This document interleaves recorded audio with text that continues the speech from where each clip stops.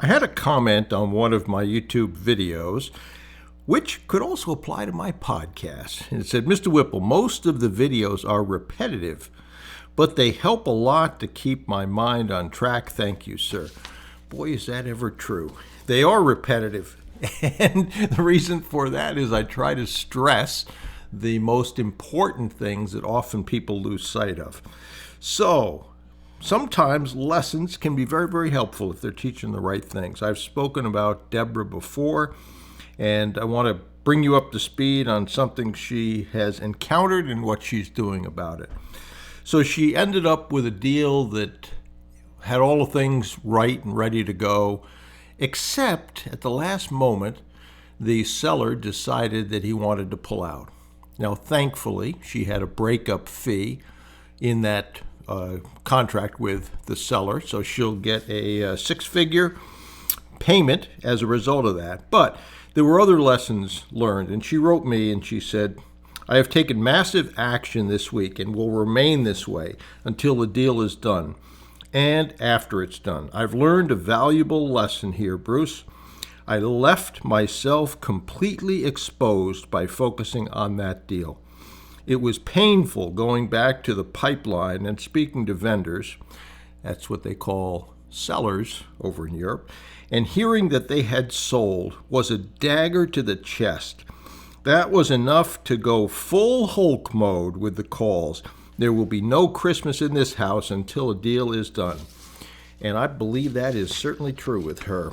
And I want to read a couple comments from her weekly report because this is what it takes. She's working as far as a number of hours. She worked 127 hours in the week that she wrote this report. And that's all on the acquisition program. It's completely focused on that. Okay, so her accomplishments were 4 LOIs are back signed, around 200 calls per day. I have 10 out in total. Had a call with 2 vendors today, very motivated, awaiting clarity on her expenses. I can close her by the end of the month. She understands deferred. Second vendor awaiting financials and desperate to sell his type of business she's in, contacting me daily. Goal is a pipeline of 100 owners by the end of this month. So far, I have 85, maybe 40 are serious. Starting her email campaign again. And then we have a section, what did I learn?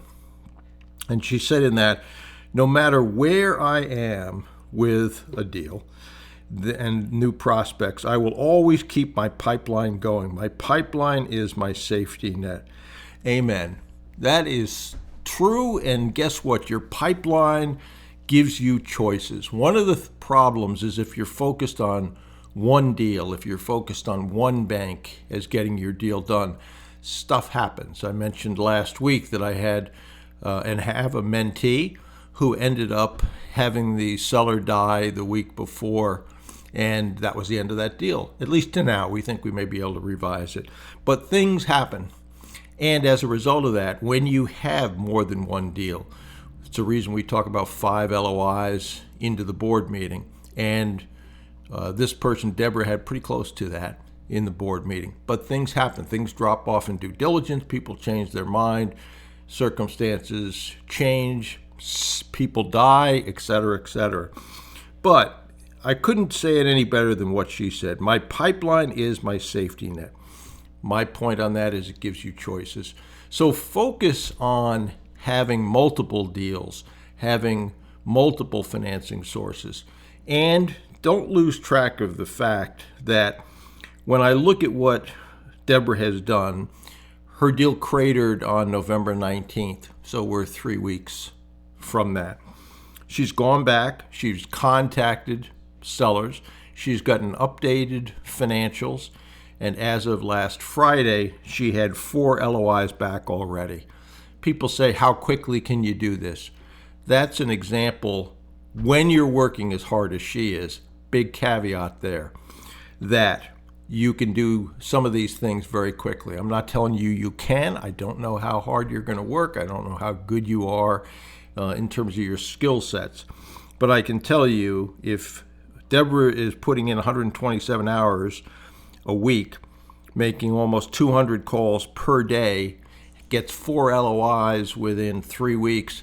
Good stuff is going to happen for her. It just is. So those are important lessons, and I would ask you to measure yourself against what she's doing. I read weekly reports that say, well, I worked 4 hours on this acquisition program this week. I made 4 calls. That's a whole lot different than what we say over and over again, kissing a lot of frogs. 200 calls a day, it's a lot of calls, okay?